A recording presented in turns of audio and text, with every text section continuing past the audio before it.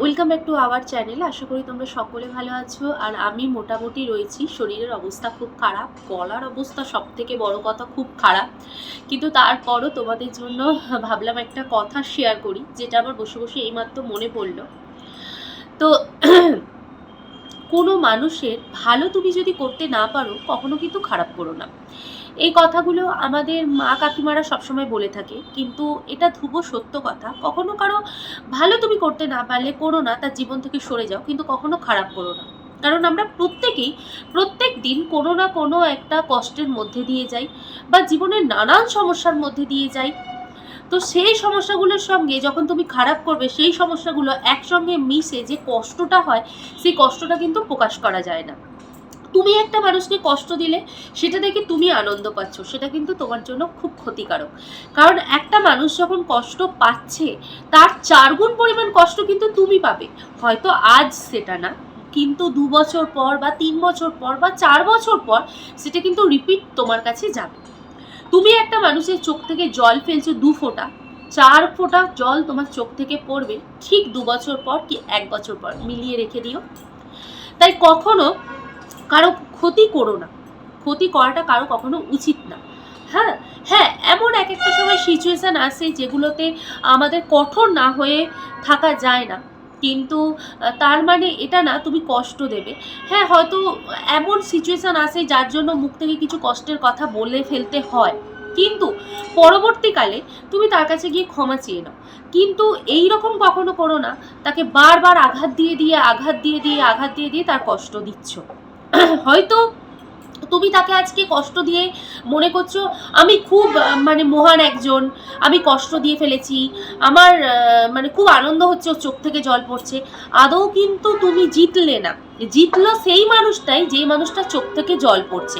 কারণ তুমি কষ্ট দিয়েছো, তার চোখ থেকে জল পড়ছে, তার 4 গুণ পরিমাণ চোখ থেকে তোমার জল পড়বে, সেই দিন সে হাসবে। তাই ভেবেচিন্তে প্রত্যেকটা মুহূর্তে কাজ করতে হয়। একটা পা ফেলবার আগে 14 বার ভাবতে হয় যে আমাকে কোনোদিনও এই কাজটার জন্য কিছু দায়ী করবে না তো, বা কেউ কোনো কথা শোনাবে না তো। এটা সবসময় মনে রাখতে হবে।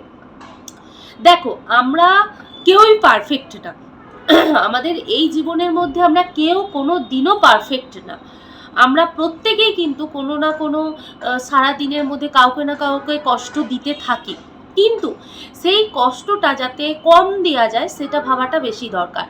দিনের শেষে বা রাতের শেষে কেন বলা হয় ঠাকুর নাম করে আল্লাহর নাম নিয়ে শুতে? কারণ সারা দিনে তুমি অজান্তে কারো মনে যদি কষ্ট দিয়ে দাও, তাহলে তাদের নাম নিলে যাতে তুমি তার সেই নাম থেকে তাকে বোঝাতে পারো বা ভগবানকে বলতে পারো যে ক্ষমা করে দিও ভগবান, যাতে আমি কারো মনে যদি কষ্ট দিয়ে রাখি তাহলে আমাকে তুমি ক্ষমা করে দিও। আমরা তো কেউ পারফেক্ট না, তাই জীবনের পথে চলতে গেলে অনেক মানুষকে অনেক আর কি কষ্ট দিতে হয়। হ্যাঁ, তবে আবার এটাও না যে তোমাকে একটা মানুষ বারবার করে কষ্ট দিচ্ছে আর তুমি চুপ করে বসে থাকবে, সেটাও কিন্তু ভুল। কারণ যে অন্যায় করে আর যে অন্যায় সয়, তারা কিন্তু দুজনেই সমপরিমাণ দোষী হয়। তাই কখনো যে অন্যায় করছে তার সাপোর্টার হয়ে অন্যায় সহাটা কোনোদিনই উচিত নয়। তোমার ক্ষমতা অনুযায়ী তুমি প্রতিবাদ করো, তোমার ক্ষমতা অনুযায়ী তুমি তাকে বলো, সে যদি না বোঝে তখন অন্য স্টেপ নাও, কিন্তু অন্যায় কখনো সয়া উচিত নয়। কারণ আজকে সে একটা ছোট্ট অন্যায় করলো, কাল সে এর থেকে দ্বিগুণ পরিমাণ বড় অন্যায় করবে। তাই কখনো অন্যায় সহাটা উচিত না। আর যেসব মানুষেরা আমার মনে হবে জীবনের সব থেকে বড় কাঁটা, সেই সব মানুষের থেকে তো 15 হাত দূরে চলে যাওয়া উচিত। আমি যেটা মানে মনে করি, 15 হাত দূরে চলে যাও। সে কি করছে কি না করছে, কি খেলো কি না খেলো, সেই সব কোনো কিছুর দিকে ধ্যান না দেওয়া দরকার। প্রথম কথা হচ্ছে, সে যদি ফোনে থাকে বা কোথাও থাকে, চারিদিক থেকে তাকে ব্লক করো। থার্ড কথা হচ্ছে, সে যেন চিন্তা করে তুমি তার সঙ্গে কেন কথা বলছো না। এটা না যে তুমি তার সঙ্গে কথা কেন বলছো না সেটা যেন সে চিন্তা করে, সে তোমার সঙ্গে কেন কথা বলছে না সেটা তুমি চিন্তা করবে না বা কষ্ট পাবে না। জীবনটা এমনই একটা জিনিস যেখানে কিছু মানুষকে শিক্ষা দিতে হয়, আর কিছু সময় নিজেকে শক্তভাবে দাঁড়িয়ে চলতেও জানতে হয়। সবসময় যে তুমি একটা মানুষের কাছ থেকে ভালোটাই পাবে সেটাও যেমন ভুল কথা, তার একটা মানুষের কাছ থেকে তুমি তেমন সবসময় খারাপও পাবে সেটাও তেমন ভুল কথা। তাই জীবনে বেঁচে থাকতে হলে নিজের মতো করে বাঁচো, আর কারো কখনো ক্ষতি করো না, আর নিজেকে নিজের মতো করে পরিচালনা করো, তাতে দেখবে জীবনে অনেক উন্নতি তুমি করতে পারবে। এবং যেই সব মানুষেরা তোমার ক্ষতি চাইবে তাদের থেকে তুমি দূরে সরে যেতে পারবে। আবার একটা সময় এসে তারা ভাববে যে আরে ওর তো আমাকে পাত্তাই দিচ্ছে না, আমরা এত কথা বলছি, এত কিছু করছি, কই পাত্তাই দিচ্ছে না।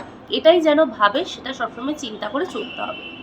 তো যাই হোক বন্ধুরা, আজকের কথাগুলো তোমাদের কেমন লাগলো অবশ্যই কিন্তু আমাকে কমেন্ট বক্সে জানিও। ভালো থেকো, সুস্থ থেকো, আবার দেখা হবে নতুন কোনো একটি ভিডিওর সাথে। ততক্ষণের জন্য বাই বাই।